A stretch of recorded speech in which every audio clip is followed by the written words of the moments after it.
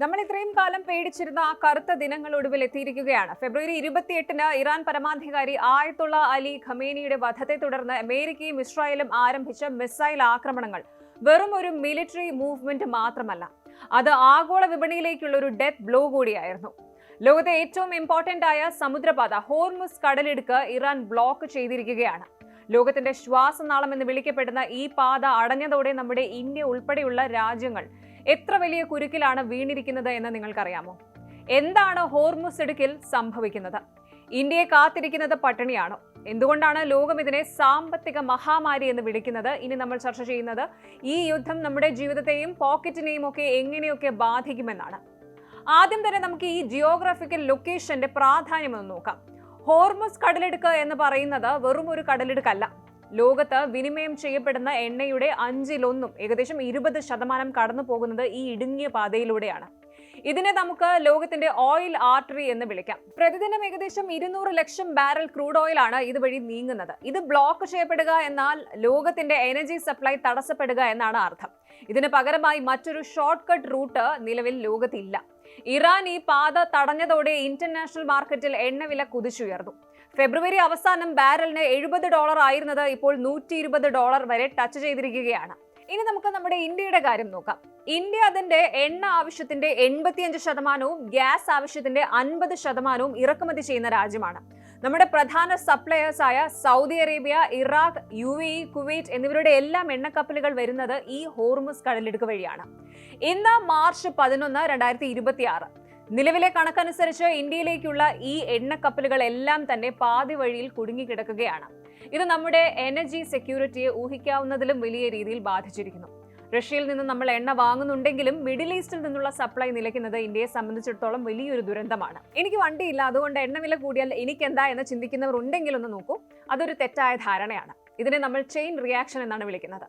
Petrol, diesel വില കൂടുമ്പോൾ ലോറികളുടെയും ട്രക്കുകളുടെയും rent ഒക്കെ കൂടും. ഇത് പച്ചക്കറി, അരി, പഞ്ചസാര തുടങ്ങി സകല നിത്യോപയോഗ സാധനങ്ങളുടെയും വില വർദ്ധിപ്പിക്കും. IMF managing director Kristalina Georgieva പറഞ്ഞതുപോലെ എണ്ണവിലയിൽ ഉണ്ടാകുന്ന ഓരോ 10% വർധനവും ആഗോള പണപ്പെരുപ്പത്തിൽ 0.4% വർധനവിന് കാരണമാകും. അതായത് നിങ്ങളുടെ പോക്കറ്റിൽ നിന്ന് പണം ചോരുന്നത് നിങ്ങൾ പോലും അറിയാതെയായിരിക്കും. എണ്ണ മാത്രമല്ല, ഇന്ത്യയുടെ പാചകവാതകം LNGയെയും ഈ യുദ്ധം ബാധിക്കും. ഇന്ത്യയുടെ പകുതിയോളം LNG വരുന്നത് ഖത്തറിൽ നിന്നാണ്.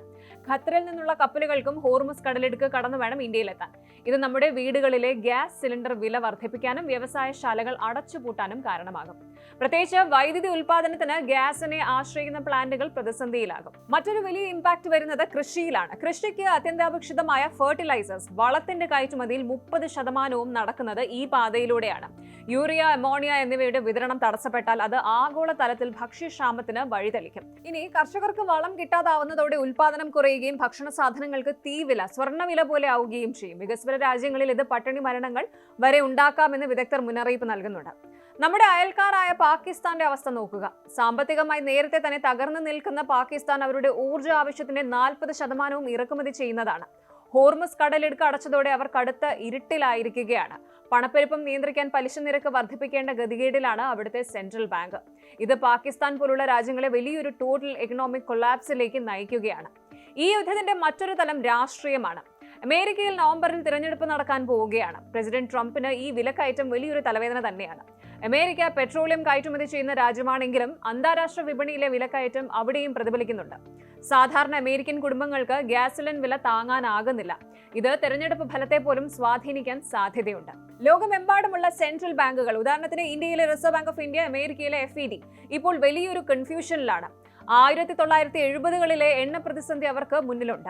അന്ന് എണ്ണവില കൂടിയപ്പോൾ പലിശ നിരക്ക് കുറച്ച് ഇക്കണോമിയെ ഉത്തേജിപ്പിക്കാൻ ശ്രമിച്ച ബാങ്കുകൾക്ക് പിൽക്കാലത്ത് വലിയ തിരിച്ചടി നേരിട്ടു. പണപ്പെരുപ്പം വർഷങ്ങളോളം നീണ്ടുനിന്നു.